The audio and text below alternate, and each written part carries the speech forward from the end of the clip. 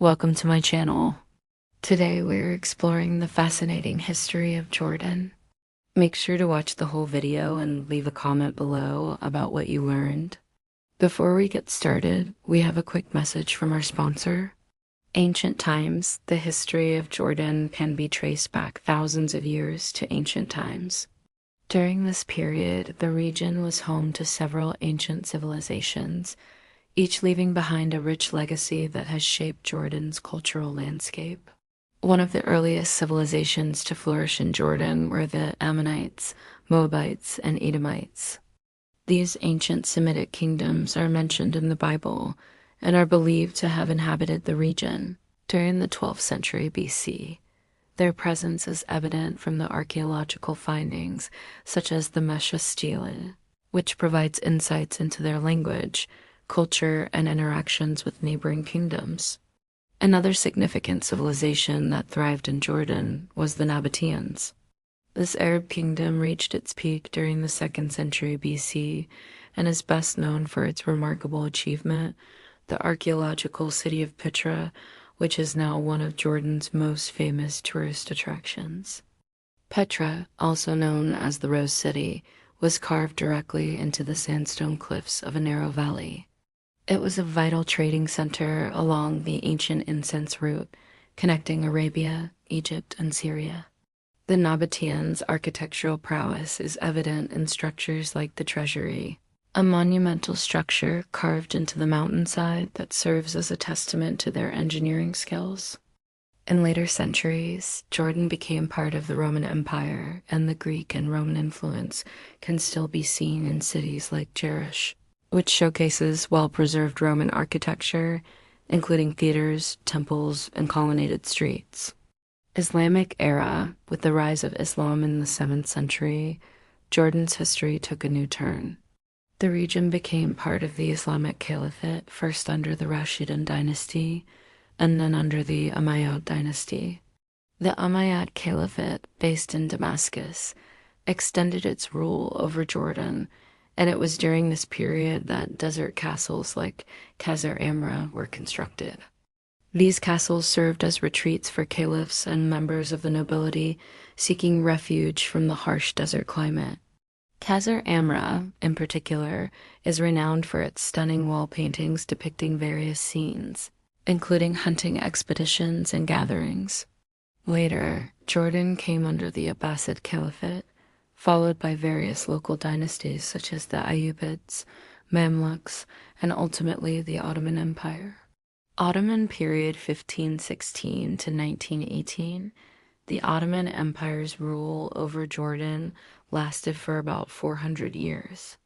During this time, the area remained relatively underdeveloped compared to other parts of the empire. Jordan was divided into rural districts called sanjaks, each with a governor appointed by the Ottomans.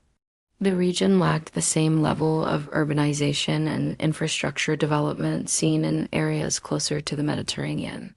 Trade and agriculture were the primary economic activities, and the population was largely engaged in farming and herding.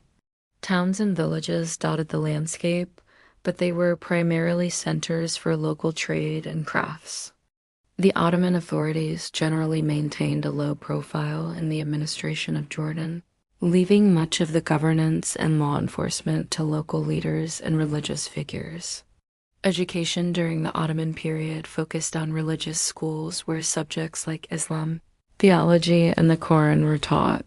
However, secular education was limited, and the literacy rate among the general population was relatively low.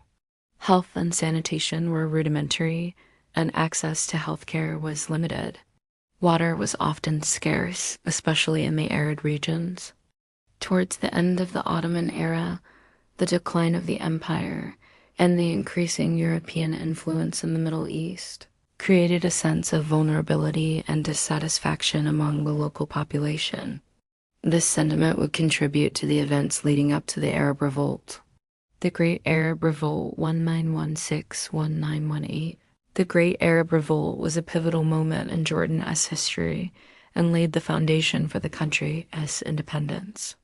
The revolt, led by Sharif Hussein of Mecca with the support of T.E. Lawrence, also known as Lawrence of Arabia, aimed to establish an independent Arab state in opposition to Ottoman rule. Jordan played a strategic role during the revolt, serving as a base for military operations and a hub for communication and supply. The Hashemite forces, led by Sharif Hussein's sons, including Faisal and Abdullah, who had become the founders of Jordan and Iraq respectively, participated in battles against the Ottoman authorities. The revolt was part of a broader movement across the Middle East, seeking independence from colonial powers.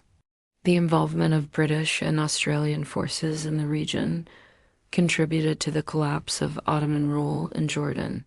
The region was subsequently placed under British control following the armistice between the Arabs and the British in 1918. The terms of the armistice recognized Arab independence and set the stage for the establishment of modern Jordan.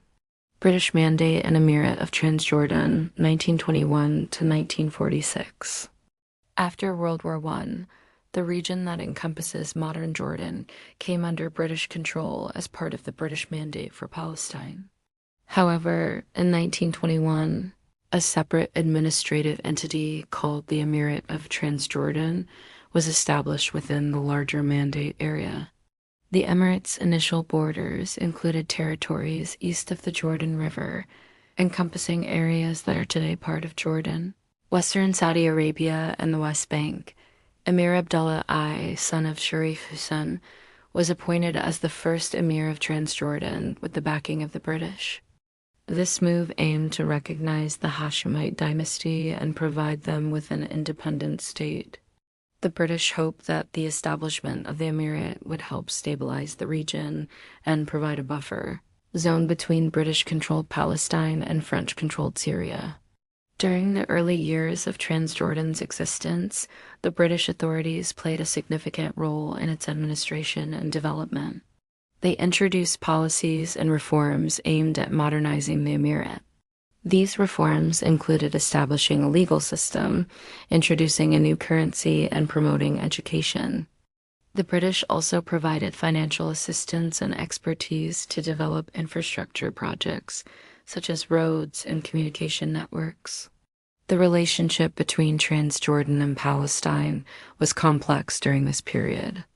Despite being under separate administrative systems, there were cultural and historical ties between the two regions. The Hashemite dynasty, which ruled Transjordan, had close connections to the Arab national movement in Palestine, which sought independence from both British and Ottoman rule. In 1946, Transjordan achieved full independence from the British Mandate, marking a significant step towards nationhood. The newly independent state was initially known as the Emirate of Transjordan, but in 1948, it was officially renamed the Hashemite Kingdom of Jordan. Modern Jordan, 1946 present. Following independence, King Abdullah I continued the process of nation-building and consolidating power. He worked to establish key institutions, including a parliament, a judiciary, and a national army. Abdullah I's efforts were focused on creating a modern, independent state that could navigate the complexities of the Middle East's political landscape. However, his reign was cut short when he was assassinated in 1951.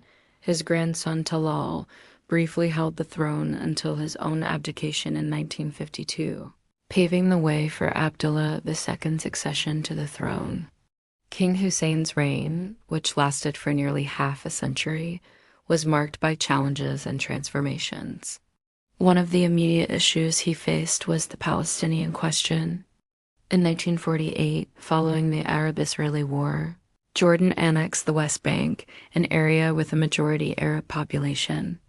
This annexation brought Jordan into conflict with Israel, setting the stage for ongoing tensions.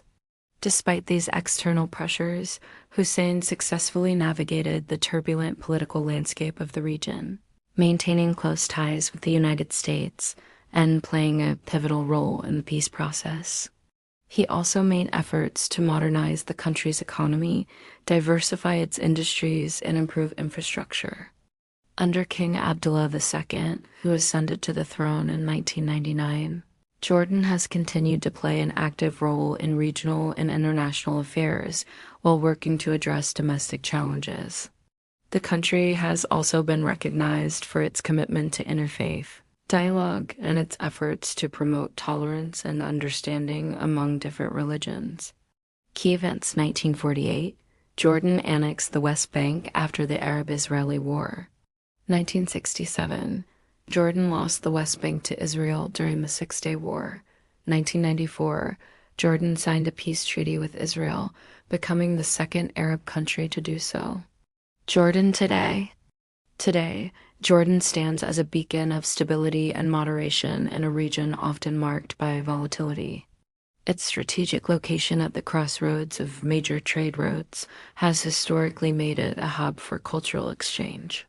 From the ancient wonders of Petra to the tranquil waters of the Dead Sea, Jordan offers a blend of history, adventure, and relaxation. Whether you're re-exploring the vast desert landscapes of Wadi Rum or wandering through the bustling souk of Amman, Jordan's capital, there's something for everyone. Thank you for watching. We hope you enjoyed this video and learned something new. If you want more videos like this, please subscribe and press the bell button.